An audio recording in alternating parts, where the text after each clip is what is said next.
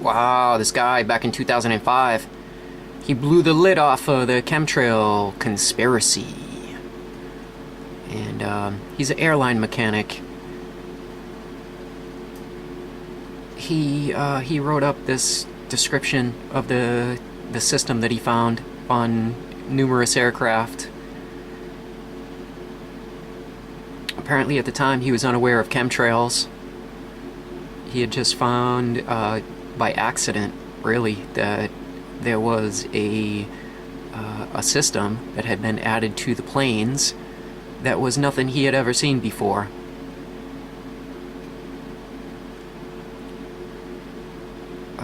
He hypothesizes that the fill-up of the chemicals must be happening by the waste disposal trucks, the trucks that come to the plane to offload the caca and the pee-pee that are in the tank on the plane. And he says he believes this because, I don't know, you know what, I'm going to read some of what he wrote here. Kerry Cassidy has reprinted a whistleblower's letter from 2005 on how chemtrail operations are kept secret and how they operate. Thanks to Bill. I guess Bill is his nickname. Project Camelot, November 15th, 2011.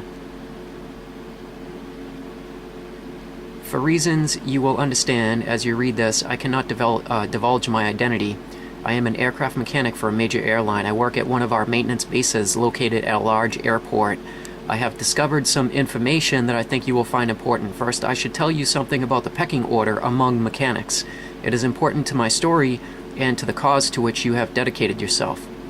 Mechanics want to work on three things: the avionics, the engines, or the flight controls.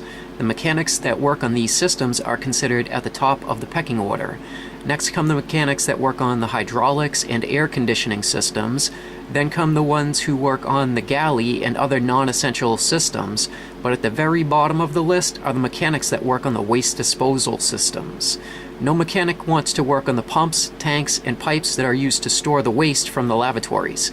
But at every airport where I have worked, there are always 2 or 3 mechanics that volunteer to work on the lavatory systems. The other mechanics are happy to let them do it. Because of this, you will have only 2 or 3 mechanics that work on these systems at any one airport. No one pays much attention to these guys, and no mechanic socializes with another mechanic who only works on the waste systems. Fact is, I had never even thought much about this situation until last month. Like most airlines, we have reciprocal agreements with the other airlines that fly into this airport. If they have a problem with a plane, one of our mechanics will take care of it. Likewise, if one of our planes has a problem at an airport where the other airline has a maintenance base, they will fix our plane. One day, last month, I was called out from our base to work on a plane for another airline. When I got the call, the dispatcher did not know what the problem was. When I got to the plane, I found out that the problem was in waste disposal system. There was nothing for me to do but to crawl in and fix the problem. When I got into the bay, I realized that something was not right. There were more tanks, pumps, and pipes than should have been there. At first, I assumed that the waste disposal system had been changed. It had been about 10 years since I had worked on this particular model of aircraft. As I tried to find the problem, I quickly realized the extra piping and tanks were not connected to the waste disposal system at all. I had just discovered this when another mechanic from my company showed up. It was one of the mechanics who usually works on this particular type of plane, and I happily turned the job over to him. As I was leaving, I asked him about the extra equipment. He told me to worry about my end of the plane and let him worry about his end. The next day, I was on the company computer to look up a wiring schematic. While I was there, I decided to look up the extra equipment I had found. To my amazement, the manuals did not show any of the extra equipment I had seen with my own eyes the day before. I even tied into the manufacturer files and still found nothing. Now I was really determined to find out what the equipment did. The next week, we had 3 of our planes in our main hangar for periodic inspection. There are mechanics crawling all over a plane during these inspections. I had just finished my shift and I decided to have a look at the waste system on one of our planes. With all the mechanics around, I figured that no one would notice an extra one on the plane. Sure enough, the plane I chose had the extra equipment. I began to trace the system of pipes, pumps, and tanks. I found what appeared to be the control unit for the system. It was a standard-looking avionics control box, but it had no markings of any kind.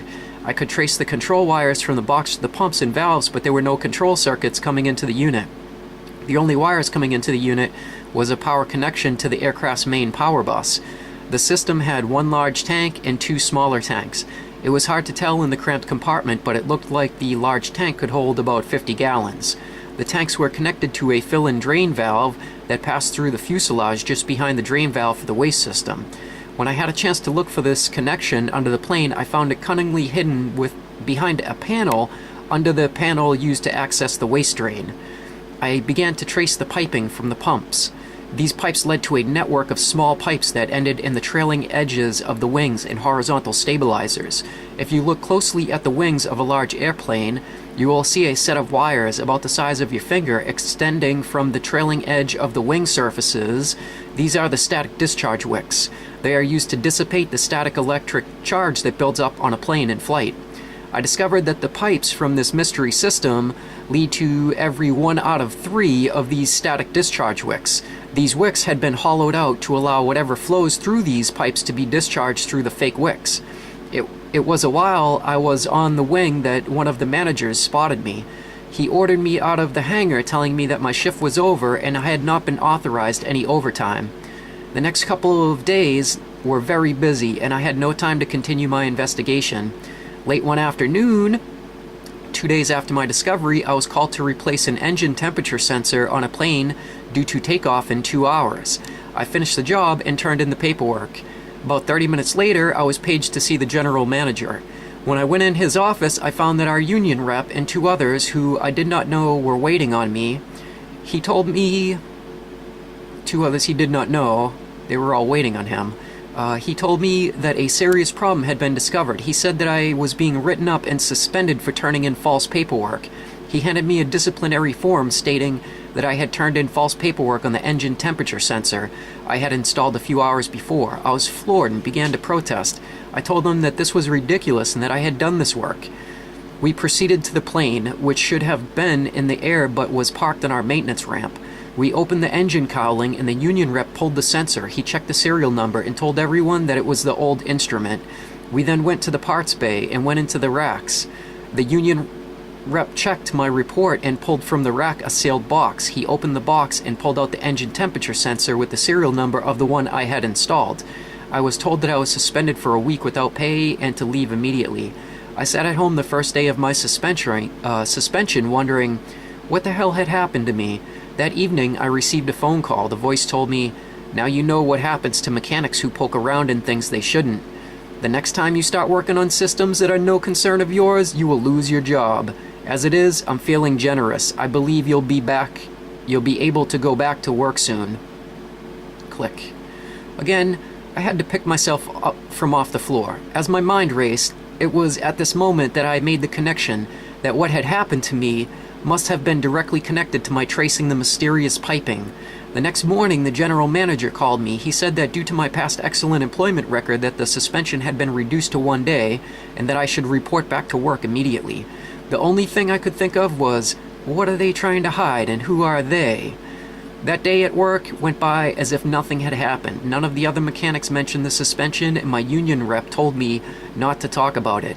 That night I logged on to the internet to try to find some answers. I don't remember now how I got there, but I came across a site that talked about chemically laced contrails. That's when it all came together. But the next morning at work, I found a note inside my locked locker. It said, "Curiosity killed the cat. Don't be looking at internet sites that are of no concern, or that are no concern of yours." Well, that's it. Now I know they are watching me. While I don't know what they are spraying, I can tell you how they are doing it. I figure they are using the honey trucks. These are the trucks that empty the waste from the lavatory waste tanks. The airports usually contract out this job and nobody goes near these trucks. Who wants to stand next to a truck full of shit? While these guys are emptying the waste tanks, it makes sense that they could easily be filling the tanks of the spray system. They know the plane's flight path, so they probably program the control unit to start spraying some amount of time after the plane reaches a certain altitude. The spray nozzles in the fake static wicks are so small that no one in the plane would see a thing. God help us all, a concerned citizen. You know what? On that note, I think I'm gonna go to... Oh yeah, you guys gotta check out this video that I found earlier. Chuck Woolery on assault weapons. He lays out the argument perfect. Says exactly why it is that there's no there's no sensibility in banning assault weapons. But yeah, we're on YouTube, so I can find Chemtrail pilot.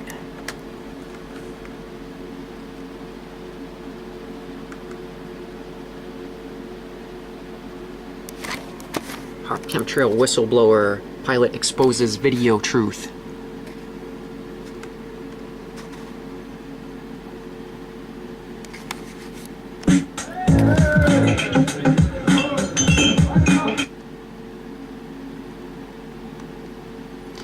Skip the ad.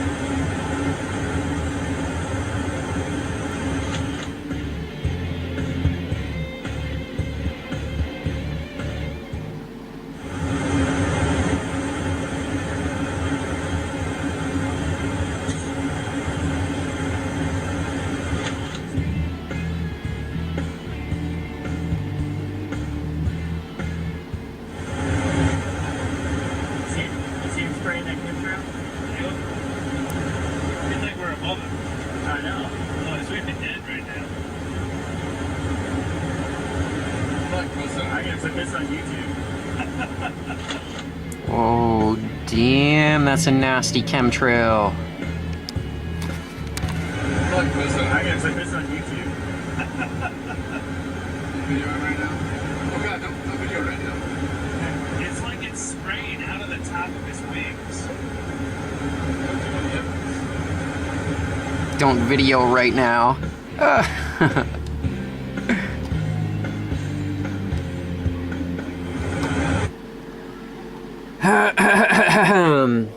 That's a good video of chemtrails right there.